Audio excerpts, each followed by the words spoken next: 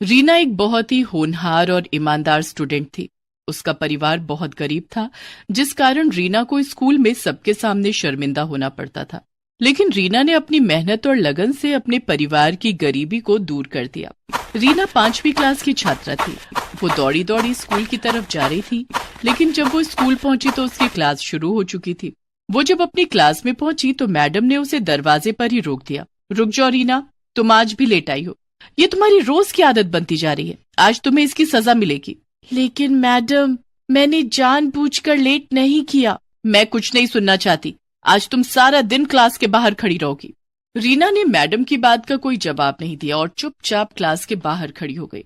दरअसल रीना के घर से स्कूल की दूरी पूरे 5 किलोमीटर थी। रीना अपने घर से स्कूल तक रोज पैदल आया करती थी, क्योंकि उसके पास रिक्शे या स्कूल बस का किराया देने के लिए पैसे नहीं थे। रीना के माता पिता बहुत ही गरीब थे। रीना के पिता सब्जी बेचा करते थे। उससे उनकी जो कमाई होती, उससे उनका गुजारा किसी तरह से चल पाता था। लेकिन रीना के माता पिता रीना को पढ़ाना चाहते थे, इसलिए उन्होंने रीना का एडमिशन स्कूल में करवा दिया था। उस दिन रीना क्लास के बाहर खड़ी रही, लेकिन उसका सारा ध्यान क्लास के अंदर पढ़ा रही मैडम पर था। वो उनकी पढ़ाई हुई सारी बातें अपने दिमाग में नोट कर रही थी। रीना पढ़ने लिखने में बहुत होशियार थी। जब सारा दिन खत्म हो गया तो मैडम ने रीना को क्लास के अंदर बुलाया और कहा, रीना, कल से समय पर स्कूल आना, नहीं तो तुम्हें स्कूल में एंट्री नहीं मिलेगी। और ये क्या है, अभी तक तुमने नई स्कूल ड्रेस नहीं सिलवाई है। तुम्हारी शर्ट में कितने पैबंद लगे हुए हैं। मैडम, मैंने मम्मी पापा से कहा था, लेकिन अभी उनके पास पैसे नहीं हैं। जब पैसे होंगे तो वो मेरे लिए नई स्कूल ड्रेस ला देंगे। ठीक है, अब तुम घर जाओ। रीना के फटे हुए स्कूल ड्रेस को लेकर क्लास की लड़कियां उसका बहुत मजाक उड़ाती थी, लेकिन रीना किसी से कुछ नहीं कहती। रीना स्कूल से पैदल घर आ गई। घर आने के बाद उसने मैडम की पढ़ाई हुई सारी चीजें फिर से रिवीजन की। पढ़ाई से जो वक्त मिलता था, रीना उस समय में सब्जी बेचने में अपने माता पिता की मदद करती थी। वो सब्जी बेचते हुए भी अपनी पढ़ाई करती रहती थी। धीरे धीरे समय बीतता गया और रीना ने 5वीं क्लास की परीक्षा पास कर ली। वो अपनी क्लास में अव्वल आई थी। घर आकर रीना ने ये बात अपने माता पिता को बताई। रीना बिटिया, ये तो बहुत अच्छी बात है। तू खूब मन लगाकर पढ़ाई कर। देखना, एक दिन तू बहुत बड़ी अफसर बनेगी। लेकिन बाबा, इस बार मैं पुरानी किताबों से नहीं पढ़ूंगी। इस बार मुझे भी नई किताबें चाहिए। मेरी पुरानी किताबें देखकर मेरी सहेलियां मेरा मजाक उड़ाती हैं।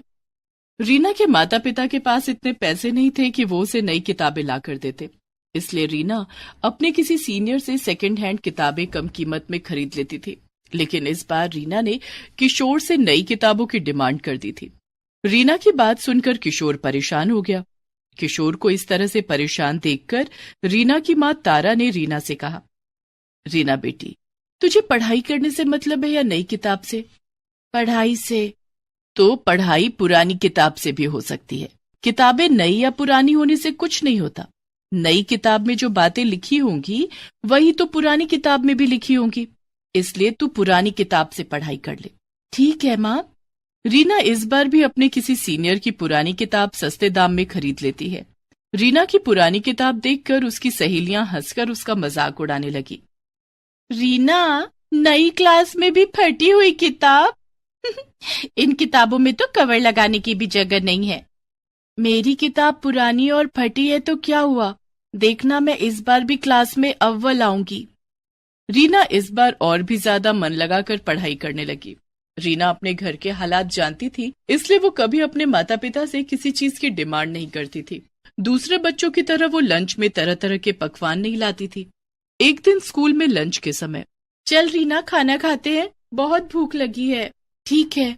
पिंकी ने अपना लंच बॉक्स खोलकर देखा तो उसमें आज फ्राइड राइस और चिली पनीर रखे थे। अरे वाह, आज मम्मी ने मेरी फेवरेट डिश दी है। इसे खाकर बड़ा मजा आएगा। पिंकी का लंच देखकर रीना अपना डब्बा खोलने की हिम्मत नहीं कर पा रही थी। तभी कीर्ति भी अपना लंच बॉक्स लेकर वहां आ गई। कीर्ति, तू आज लंच में क्या लाई है? कीर्ति ने अपना लंच बॉक्स खोला। आज मम्मी ने पूरी और शाही कोफ्ते दिए हैं। अरे वाह। रीना, तू लंच में क्या लाई है? तू भी अपना डब्बा खोल। मैं आज लंच नहीं लाई। लेकिन मैंने तो तुझे अपने बैग से लंच बॉक्स निकालते हुए देखा था। तूने उसे वापस क्यों रख दिया? पिंकी ने रीना के बैग में से उसका लंच बॉक्स निकाल लिया। दोनों सहेलियों ने जब रीना का लंच बॉक्स खोला तो उसमें गुड़ और 2 सूखी रोटी रखे हुए थे। अरे रीना, तेरी मम्मी ने लंच में रोटी और गुड़ दिया है, ले तू हमारा खाना खा ले। नहीं, तुम लोग अपना खाना खाओ, मुझे तो गुड़ और रोटी खाने की आदत है, मैं यही खा लूंगी। अरे हमारा खाना टेस्ट करके देख, ऐसा टेस्टी खाना तूने कभी नहीं खाया होगा। रीना को पिंकी की ये बात बहुत बुरी लगती है। उसकी आंखों से आंसू छलक आते हैं। वो चुपचाप अपना लंच बॉक्स लेकर क्लासरूम से बाहर आ जाती है और गैलरी में बैठकर खाना खा लेती है। रीना इसी तरह संघर्ष करके अपनी पढ़ाई कर रही थी। चाहे कितनी भी परेशानियां और रुकावटें आए, लेकिन वो पढ़ाई में हमेशा अव्वल रहती। एक दिन रीना के बाबा, रीना अब 7वीं कक्षा में पहुंच गई है, वो अब बड़ी हो रही है, उसके पुराने स्कूल ड्रेस छोटे हो गए हैं और कई जगह से फट भी गए हैं। इस बार हमें उसके लिए नई स्कूल ड्रेस सिलवानी ही पड़ेगी। मैं समझता हूँ रीना की माँ, लेकिन मैं क्या करूँ? तुम तो जानती ही हो कि सब्जी बेचकर हमें 2 वक्त की रोटी पानी किसी तरह से मिल रही है। अगर इस बार रीना के लिए नई स्कूल ड्रेस खरीद ली तो उसकी किताबें नहीं खरीद पाऊंगा। रीना के बाबा, मैं सोच रही थी कि रीना के स्कूल जाने के बाद मैं सारा दिन खाली रहती हूँ, आप भी सब्जियां बेचने बाजार चले जाते हैं, तो क्यों ना मैं भी कोई काम कर लूं, इससे 2 पैसे ज्यादा आएंगे और रीना की पढ़ाई में वो पैसे काम आएंगे। ठीक है रीना की माँ, ऐसा ही कर लो, कम से कम रीना के लिए नई स्कूल ड्रेस और नई किताबें तो आ जाएंगी। रीना अपने माता पिता की बातें सुन रही थी। वो मन ही मन सोचती है, माँ पिताजी, आप दोनों मेरी पढ़ाई के लिए जितनी मेहनत कर रहे हैं, मैं वादा करती हूँ कि मैं एक दिन आप दोनों को दुनिया की सारी खुशियां दूंगी। दूसरे दिन से तारा कुछ घरों में काम करने लगती है। वो दूसरों के घरों में झाड़ू पोछा और बर्तन धोने का काम करती है। तारा ने अपनी मालकिन से कुछ पैसे उधार लेकर रीना के लिए नई स्कूल ड्रेस और नई किताबें खरीदी। लेकिन ये बात रीना की सहेलियों को पता चल जाती है, क्योंकि रीना की माँ जहाँ काम करती थी वो कोई और नहीं, कीर्ति और पिंकी का ही घर था। एक दिन, अरे रीना, नई स्कूल ड्रेस और इस बार तो नई किताबें भी। हाँ, क्योंकि रीना की माँ अब जॉब करने लगी है, उन्होंने कल ही तो मेरी मम्मी से एडवांस लिया था, उन्हीं पैसों से रीना की नई स्कूल ड्रेस और नई किताबें आई हैं। हाँ यार, रीना की मम्मी मेरे घर में भी काम करती है, मेरे घर में आज छोले भटूरे बने हैं, मैंने मम्मी से कह दिया कि थोड़े से छोले भटूरे रीना की मम्मी को भी दे दे। रीना, आज घर जाने के बाद तुझे छोले भटूरे खाने को मिलेंगे, आखिर तुझे भी तो अच्छा खाने का स्वाद पता चलना चाहिए। अच्छा खाना खाकर भी अगर पढ़ाई में मन न लगे तो उस खाने का क्या फायदा। खाना तो वही अच्छा होता है जिसे खाने के बाद दिमाग तंदुरुस्त रहे और पढ़ाई में खूब मन लगे। रीना का 2 टूक जवाब सुनकर पिंकी और कीर्ति का चेहरा देखने लायक था। दोनों सहेलियों ने चुप रहने में ही अपनी भलाई समझी। धीरे धीरे समय गुजरता गया और रीना 7वीं से 8वीं और 8वीं से 9वीं और 9वीं से 10वीं कक्षा में आ गई। वो हर कक्षा में अव्वल आती। रीना बेटिया, तू अब 10वीं कक्षा में आ गई है, खूब ध्यान से पढ़ाई करना, तुझे अपनी पढ़ाई आगे भी जारी रखनी है। पिताजी, मैं खूब मेहनत करूंगी, आप देखना मैं पूरे स्कूल में टॉप करूंगी। रीना खूब मेहनत करने लगी। शाम को स्कूल से आने के बाद वो पढ़ाई में जुट जाती। क्लास में टीचर के पूछे गए हर सवाल का रीना सबसे पहले और सही जवाब देती। पैदल स्कूल आना और पैदल घर जाना भी रीना के हौसले को तोड़ता नहीं, बल्कि और बढ़ा देता था। धीरे धीरे दिन बीत गए और 10वीं की परीक्षा का दिन भी आ गया। रीना, ये ले, दही चीनी खाकर जा, परीक्षा अच्छे से दे पाएगी। रीना ने पैर छूकर अपने माता पिता का आशीर्वाद लिया और परीक्षा देने पैदल घर से निकल पड़ी। लेकिन रास्ते में ही उसका जूता टूट गया। ओह, इसे भी अभी टूटना था। समय पर परीक्षा सेंटर नहीं पहुंची तो परीक्षा नहीं दे पाऊंगी, मुझे वहां तक जाना ही होगा।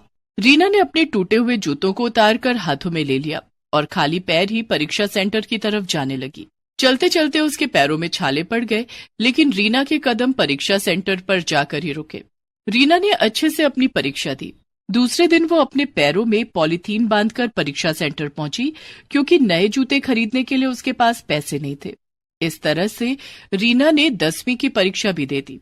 कुछ दिनों के बाद जब परीक्षा का रिजल्ट आया, क्लास में, रीना, तुम बहुत होनहार और मेहनती हो, आज तुम्हें तुम्हारी मेहनत का फल मिला है। तुम इस स्कूल में ही नहीं, पूरे राज्य में 10वीं की परीक्षा में अव्वल आई हो। देखो, अखबार में तुम्हारी फोटो छपी है। मैडम ने रीना और पूरे क्लास को अखबार में रीना की फोटो दिखाई। इतना ही नहीं, आगे की पढ़ाई के लिए तुम्हें सरकार की तरफ से स्कॉलरशिप भी दी जाएगी। ये सब सुनकर रीना बहुत खुश हुई। वो खुशी खुशी जब घर पहुंची तो उसके घर के बाहर मीडिया वाले उसका इंटरव्यू लेने के लिए इकट्ठा थे। सबने बारी बारी से रीना का इंटरव्यू लिया। रीना की कामयाबी से उसके माता पिता बहुत खुश थे। रीना ने स्कॉलरशिप की मदद से पहले 12वीं और फिर कॉलेज की पढ़ाई पूरी की। उसके बाद प्रतियोगिता परीक्षा की तैयारी करने लगी। कुछ सालों की कड़ी मेहनत से रीना ने आईएएस की परीक्षा पास कर ली थी। रीना अब एक आईएएस ऑफिसर बन चुकी थी। रीना ने अपने आप से जो वादा किया था उसे पूरा कर दिखाया। उसने अपने माता पिता के कदमों में दुनिया की सारी खुशियां लाकर रख दी।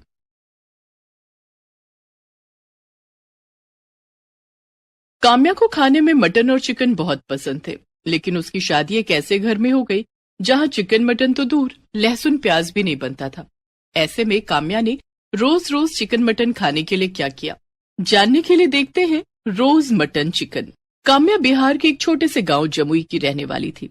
वो पढ़ने लिखने में बहुत तेज थी।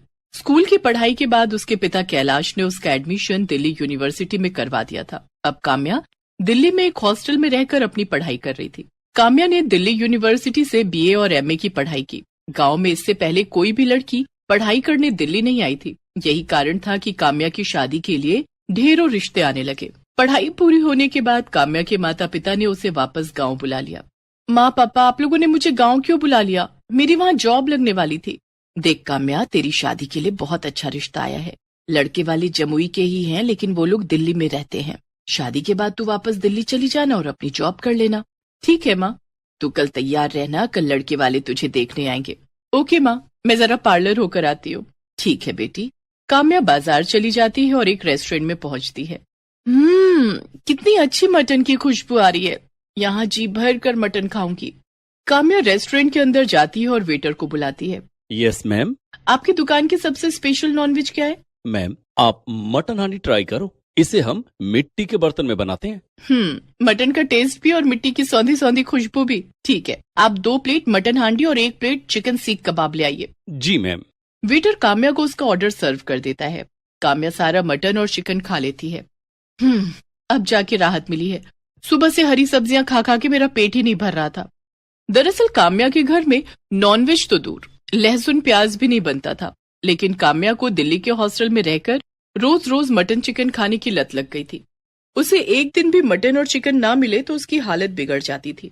लेकिन काम्या को क्या पता था कि उसे ससुराल भी ऐसा ही मिलने वाला था। उस दिन जब काम्या घर लौटी, आ गई बेटी? हाँ माँ, बहुत थक गई हूँ, मैं सोने जा रही हूँ, खाना नहीं खाऊंगी।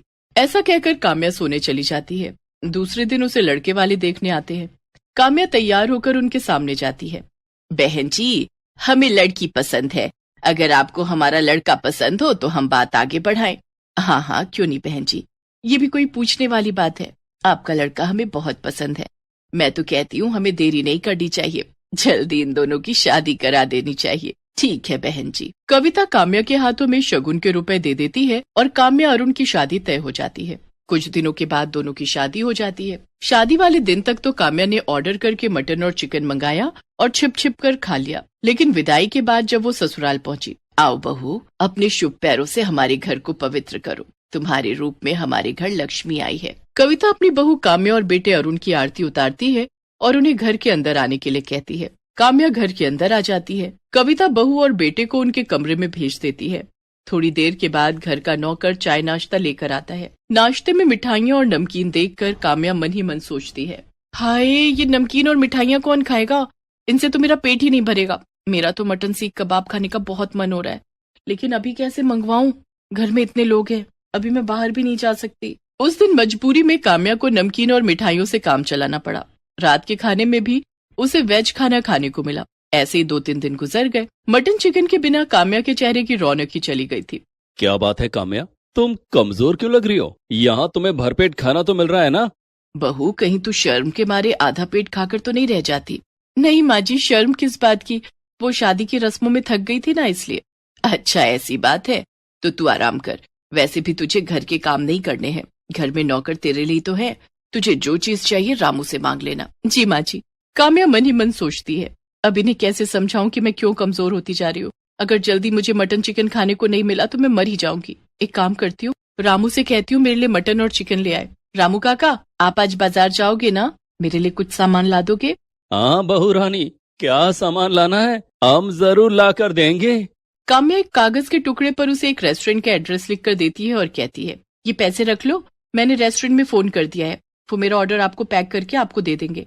आप ये पैसे उन्हें दे देना और मेरा ऑर्डर ले आना, लेकिन हाँ, घर में किसी को कुछ बताना मत। बहू रानी, क्या घर का खाना आपको पसंद नहीं आता? आपको कुछ और खाना हो तो मुझे बता दो, मैं घर पर ही बना दूंगा। बाजार का खाना सेहत के लिए अच्छा नहीं होता है। रामू काका आपसे जितना कहा है उतना ही करो, आप यहाँ से जाओ। रामू काम्या से कुछ नहीं कहता है और पैसे लेकर रेस्टोरेंट चला जाता है।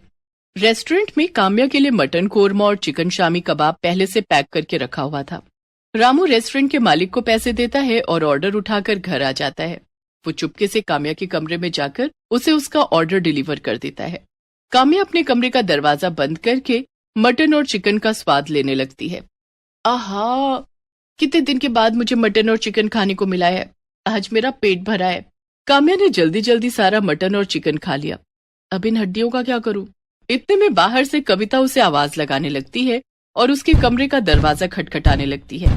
काम्या बहू, काम्या बहू, अंदर क्या कर रही है? दरवाजा खोल चल, खाना टेबल पर लग गया है। उफ़ो, माँ जी को भी अभी आना था, अब क्या करूं? माँ जी हड्डियां देखेंगी तो गजब हो जाएगा। परेशान काम्या की नजर खिड़की की तरफ जाती है। वो सारी हड्डियां खिड़की से बाहर फेंक देती है और कमरे का दरवाजा खोलती है, लेकिन तभी खिड़की के पास कुत्ते इकट्ठे हो जाते हैं और हड्डियों के लिए आपस में लड़ने लगते हैं। अरे बहू, कितनी देर लगा दी, सब खाने पर तेरा इंतजार कर रहे हैं और ये कमरे से कैसी बदबू आ रही है? कि बाहर कुत्ते शोर क्यों मचा रहे हैं? बदबू? कैसी बदबू माँ जी? खिड़की खुली है ना, अभी कचरे वाली गाड़ी आई थी कचरा उठाने, उसी की बदबू होगी। कुत्ते भी इसी कारण शोर मचा रहे होंगे। और माँ जी, मैं खाना नहीं खाऊंगी। खाना नहीं खाएगी? लेकिन क्यों? वो मुझे भूख नहीं है, पता नहीं क्या हो गया है मुझे। परेशान मत हो बहू, मम्मी पापा की याद आ रही है ना, चल उन्हें वीडियो कॉल कर ले। जी माँ जी। कविता वहां से चली जाती है। काम्या सोचती है कि सास को अभी तो टाल दिया, लेकिन रोज रोज रामू काका से नॉनवेज मंगवाया तो कहीं घर में किसी को पता न चल जाए। रोज रोज मटन चिकन खाने के लिए मुझे कुछ न कुछ तो करना पड़ेगा। काम्या थोड़ी देर सोचती है, हाँ ये ठीक रहेगा, मैं जॉब ज्वाइन कर लेती हूँ, रोज बाहर निकलने का मौका मिलेगा और इसी बहाने रोज मटन चिकन भी खा लूंगी। मैं आज ही अरुण से बात करती हूँ। उस दिन जब अरुण ऑफिस से घर आता है तो काम्या उससे अपनी जॉब की बात करती है। ये तो बहुत अच्छी बात है काम्या, घर से बाहर निकलोगी तो तुम्हारा दिल लगा रहेगा। मैं माँ और पापा से बात कर लेता हूँ, मुझे विश्वास है कि वो तुम्हें जॉब करने से नहीं रोकेंगे। अरुण और काम्या कविता और महेंद्र से बात करते हैं। वो दोनों भी काम्या की जॉब करने के फैसले से बहुत खुश थे।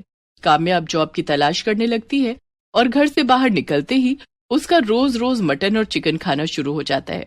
कुछ दिनों के बाद काम्या को जॉब मिल जाती है। काम्या अब रोज ऑफिस जाने लगी थी। उसके ऑफिस के सामने एक रेस्टोरेंट था जिसमें नॉनवेज के ढेर सारे आइटम मिलते थे। काम्या कभी घर से लंच नहीं ले जाती थी और रोज रोज रेस्टोरेंट में जाकर मटन और चिकन खाती थी। एक दिन, काम्या बहू, तू लंच लेकर ऑफिस क्यों नहीं जाती? सारा दिन भूखी रहकर काम करेगी तो तेरी सेहत पर बुरा असर पड़ेगा। माँ जी, ऑफिस में काम इतना ज्यादा रहता है कि खाने की फुर्सत ही नहीं मिलती, इसलिए मैं लंच नहीं ले जाती। अगर लंच ले गई तो वो लौट कर वापस आ जाएगा। इस तरह अपनी सास से झूठ बोलकर काम्या रोज रोज मटन और चिकन खाने लगी। उसकी सारी सैलरी मटन और चिकन खाने में खत्म हो जाती। धीरे धीरे काम्या का वजन बहुत बढ़ने लगा। घर में सब इस बात से हैरान थे कि लंच न करने के बाद भी वो इतनी मोटी कैसे हो रही है। एक दिन काम्या ऑफिस के पास वाले रेस्टोरेंट में बैठकर मटन और चिकन खा रही थी कि तभी उसकी तबीयत अचानक बिगड़ गई। उसे चक्कर आने लगे और वो बेहोश होकर जमीन पर गिर पड़ी। उसके ऑफिस के कुछ दोस्त उसे उठाकर अस्पताल ले गए और उसके घर वालों को खबर दी।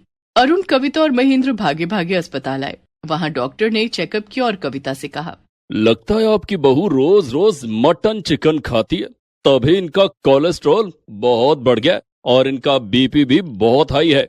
इन्हें बहुत ज्यादा सादा खाना खाना होगा, तभी इनकी सेहत सुधर सकती है। ये आप क्या कह रहे हैं डॉक्टर साहब? बेचारी मेरी बहू तो दिन में खाना भी नहीं खाती है, वो चिकन मटन कैसे खा सकती है? देखिए, ये रोज मटन चिकन खाती हैं, ये मैं नहीं कह रहा हूँ, इनकी रिपोर्ट कह रही है। माँ जी, मुझे माफ कर दीजिए, डॉक्टर सही कह रहे हैं। मैं रोज छिप छिप कर मटन चिकन खाती थी, लेकिन अब कभी उन्हें हाथ भी नहीं लगाऊंगी। काम्या की चोरी पकड़ी गई थी, लेकिन उसने अपने घर वालों से इसके लिए माफी मांगी और कभी मटन चिकन ना खाने की कसम खाई। Please subscribe this channel.